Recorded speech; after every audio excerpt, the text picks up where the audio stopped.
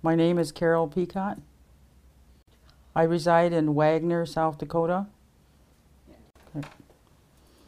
Good evening. My name is Carol Picotte. I was born here, and I left the reservation for about 10 years, but then I came back in 1983, and I started working with BIA law enforcement in 1986 up till 1996. So during that time, I have experienced some differences within the law enforcement as well as with tribal law enforcement. I know Desmond Rouse, I know Jesse Rouse, and I know Garfield Feather. They all three are my cousins by blood relative, and I am familiar with Mr. Hubling, but not like I would my own cousins. But like I said, I worked in law enforcement from 1986, and I worked with one of my uncles. He was the captain, but I did see some things that I knew were wrong, and one of them was I was in my house, in my residence, and they were looking for my son. So they knocked on the door, and he was with a non-tribal member or not officer. Washichina said that. But anyway, they knocked, and I do know that you have to have search warrants. So I said, "Where's your search warrant?" So he calls up the judge, and she says, "Well, I'm giving you a verbal search warrant." I do know there's no such thing, but they came into my house and just went all over and didn't find anything, but I know that was wrong. And like I said, Captain Simmons, I do not think they were really for the people. I think they were looking to see how many people they can, I don't know, do wrong or what. They were always talking like, "Well, how many did you arrest last night? Well, how many did you make? And oh, I got 2 housefuls last night." To me, they didn't care about.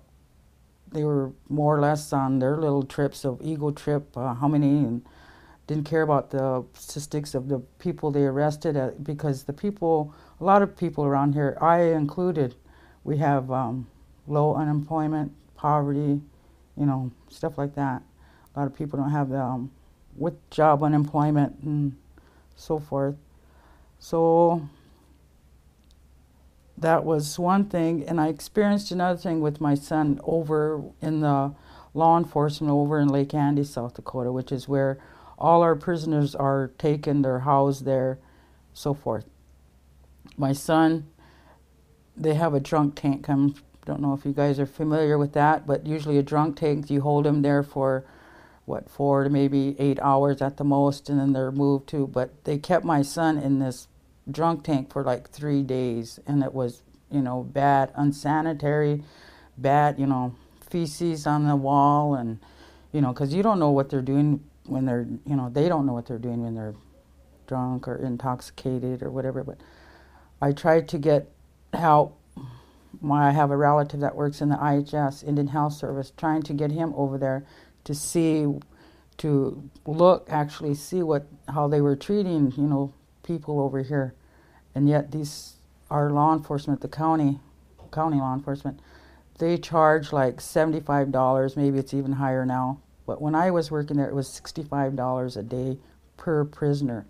But if you went in there and look at the place, they really treat them bad. And my boy, I was trying to get help for him, but just, nobody wants to go up against these because they all work together.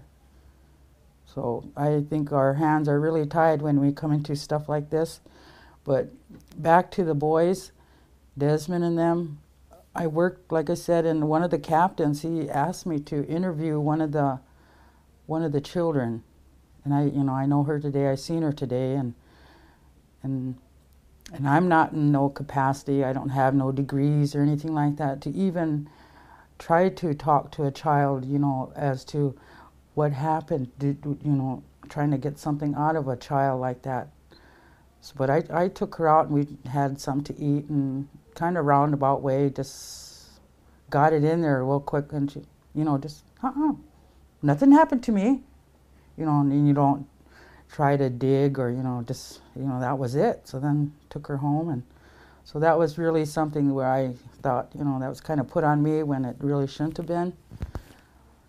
But I remember the investigator. His name was Hudspeth, Dan Hudspeth. And they worked with the, when all this started, it initiated in the Yankton Agency, law enforcement. But with situations like this, it'll automatically go up to the federal, and then they'll come in and step in and take over. So I did have to transfer juveniles back and forth to Sioux Falls for child psychologists and them and their mothers and stuff. So those are just little things I did, but I'm glad to get this little off my chest, because I often wondered, who's ever going to listen to us, when we have these kind of concerns and stuff, but it seems like we just bark up a brick wall sometimes. But thank you. Said the captain asked you to interview one of the children. Mm-hmm. And was that one of the children who ended up in court claiming that they were abused? I really couldn't say, sir, because we weren't allowed. All that court stuff was taken up in Sioux Falls in the federal, but maybe she was. That's why he asked me. Would it be improper for me to ask the name of the child? She's not a child anymore, right? No. Her name was Prairie Rose.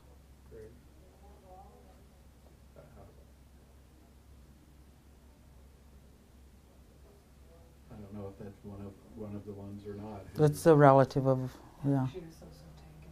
She was taken later returned, but she's part of. But she wasn't